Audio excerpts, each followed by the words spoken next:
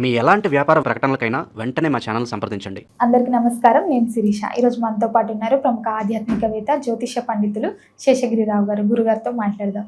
గురుగారు నమస్కారం. నమస్తే అమ్మా. గురుగారు, ఈ డిసెంబర్ మాసంలో ముఖ్యంగా చూసుకున్నట్టయితే సింహరాశి వారికి ఎలా ఉండబోతుందంటారు?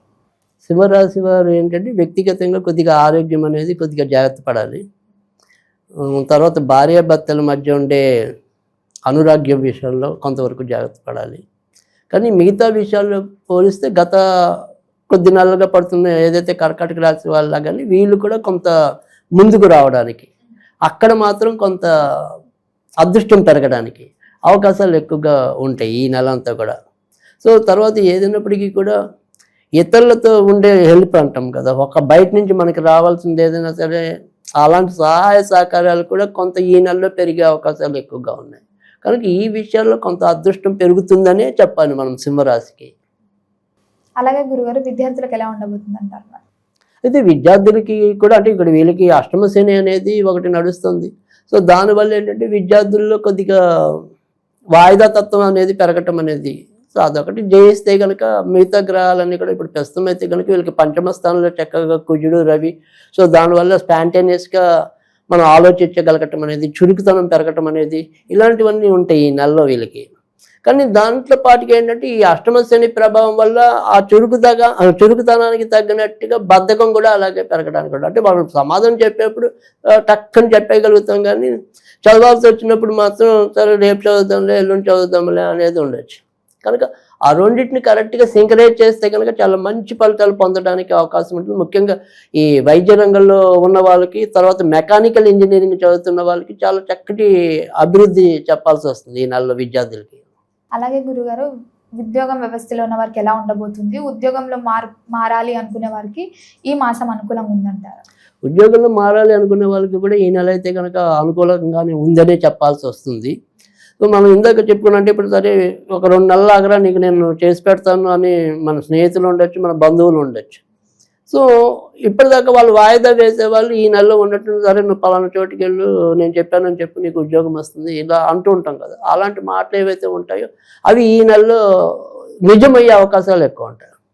సో అందుకని ఉద్యోగాల్లో కానీ ఇతరుల సహాయ సహకారాలు పొంది ముందుకెళ్ళటం కానీ ఇవన్నీ కూడా, అంటే ఇప్పటిదాకా మనం ఒకసారి ఆల్రెడీ ఉద్యోగాల్లోనే ఉన్నాం, ఆ ఉద్యోగంలో ఉన్న ఇప్పటిదాకా మన పై వాళ్ళు సతాయించడము, మన కింద వాళ్ళు సతాయించడము, సో దీనివల్ల మనం ఎంత ఒక్కడమే మనం ఆ భారాన్ని అంతా మోస్తూ ఉండటము, ఇలాంటివి ఏవైతే ఉంటాయో వాటిలో కూడా ఎంతో కొంత ఉపశమనం లభించడానికి అవకాశం ఉంది. కనుక ఉద్యోగ విషయంలో కూడా ఈ నెల కొంత వీరికి కూడా అదృష్టం ఉంది కర్కాటక రాశిలాగానే.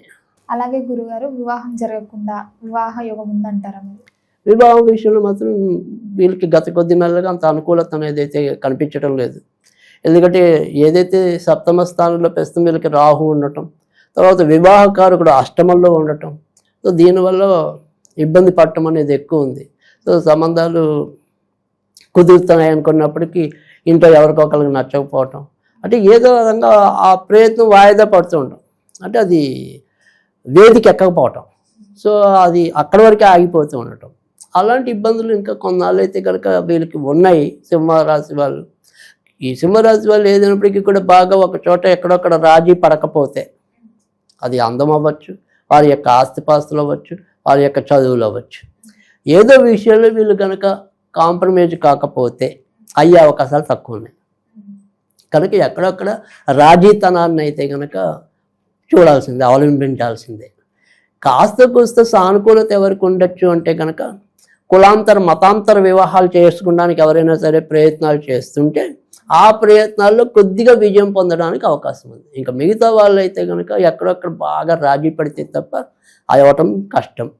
అలాగే గురుగారు, వివాహం జరిగి సంతానం లేకుండా బాధపడే వారికి సంతాన యోగం ఉందంటారు? అంటే ఇక్కడ వివాహం జరగటం అన్ని ఇందాక మనం చెప్పుకున్నట్టు ఇక్కడ భార్యాభర్తలతో ఒకటి, తర్వాత వీరి యొక్క వ్యక్తిగత ఆరోగ్యం ఒకటి, ఇవి మొదట మనం స్టార్టింగ్లో చెప్పుకున్న విషయాలు. అంటే అసలు పిల్లలు అనేది వచ్చేప్పటికి ఏంటంటే ఇక్కడ భార్యాభర్తలు కూడా ఒక్కోసారి విడివిడిగా ఉండవలసిన పరిస్థితి రావటం అనేది ఒకటి. అంటే ఇప్పుడు భార్యాభర్తలు ఇద్దరు కలహించుకోకపోయినా ఇద్దరు ఇవాళ ఎక్కువ శాతం మంది ఉద్యోగస్తులు ఉంటారు కదా, సో తాత్కాలికంగా భర్తను తీసుకెళ్ళి ఇంకెక్కడో జాబ్ చేయమంటాం, లేదా భార్యను తీసుకెళ్ళి ఇంకెక్కడో జాబ్ చేయమంటాం.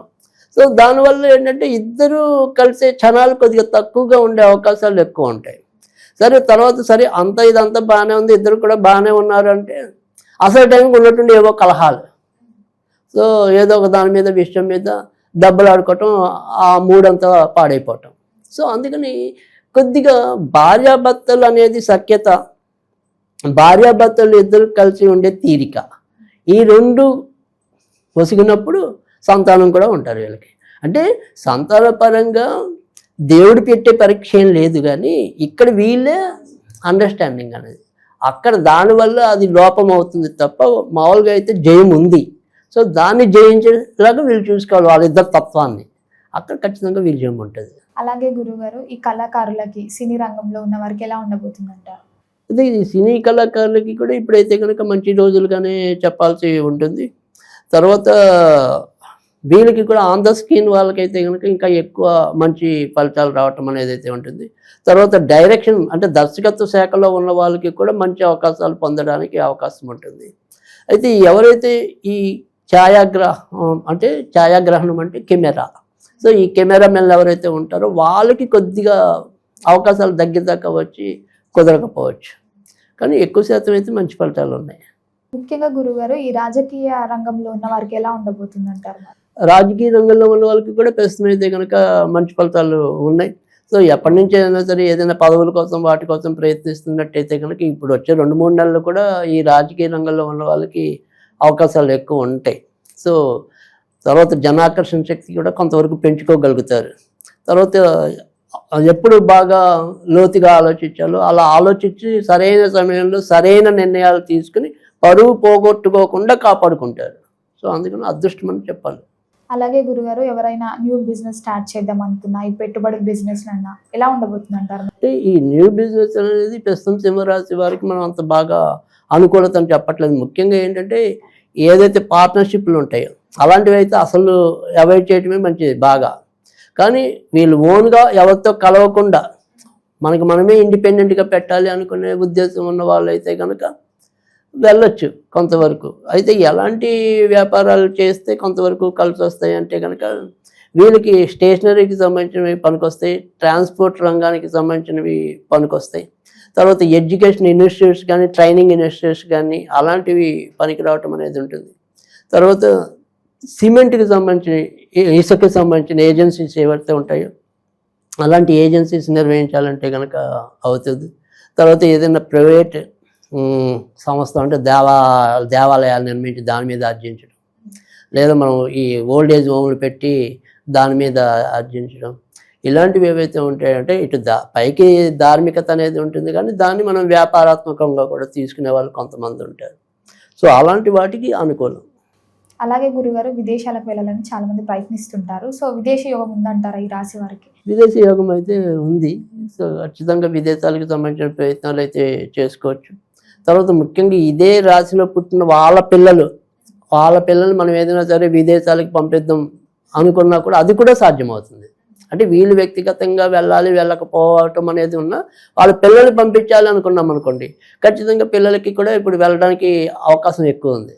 సో వాళ్ళ పిల్లల్ని దూరం పెట్టి చదివించాలన్నా లేదా వాళ్ళకి అలా విదేశాల్లో పంపించి ఉద్యోగాల కోసం ప్రయత్నించాలన్నా రెండింటికి అనుకూలమే. అలాగే గురుగారు, గృహయోగం ఉందంటారా మరి?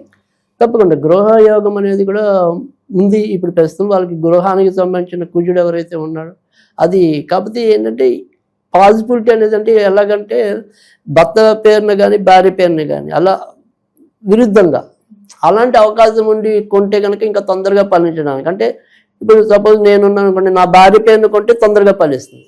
సో నా భార్య అనుకోండి నా పేరున ఎవరి పేరు మీద ఆపోజిట్ బలం ఏం కాదు. మీరు కొనాలనుకుంటే మీ ఆయన పేరు పెట్టాలి, నేను కొనాలంటే నా ఆవిడ పేరు పెట్టాలి. సో అలా వేరే జీవిత భాగస్వాముల్లో వేరే వారి పేరు పెట్టుకుని చేస్తే ఆ ప్రయత్నం ఇంకా తొందరగా సఫలీకృతం అవుతుంది. అలా కాకుండా మన పేరునే ఇల్లు కొనాలి అనుకునేది కొద్దిగా వాయిదా పట్టడం కానీ కొద్దిగా లేట్గా అవ్వడం కానీ ఉంటుంది. గురుగారు, మొత్తం మీద ఈ మాసంలో సింహరాశి వారికి ఏ దైవాన్ని పూజించమంటారు, ఎలాంటి పరిహారాలు చేసుకోవాలంటారు, అలాగే వీరు ఏదైనా ప్రారంభించాలంటే ఏ రోజులు అనుకూలంగా? తప్పకుండా వీళ్ళకి ఆంజనేయ స్వామిని సంబంధించిన పూజలు ఎక్కువగా చేసుకున్నట్టయితే కనుక మరిన్ని మంచి ఫలితాలు రావటం అనేది ఉంటుంది. కుదిరినప్పుడు శనివారాలు ఆంజనేయ స్వామికి 8 ఒత్తులేసి దేవాలయంలో అయినా సరే వాళ్ళ ఇంటి అయినా సరే ఆంజనేయ స్వామి దగ్గర నువ్వుల నూనెతో 8 ఒత్తులు వేసి దీపం పెట్టడం వల్ల కూడా అదృష్టం పెరగటం అనేది అయితే ఉంటుంది.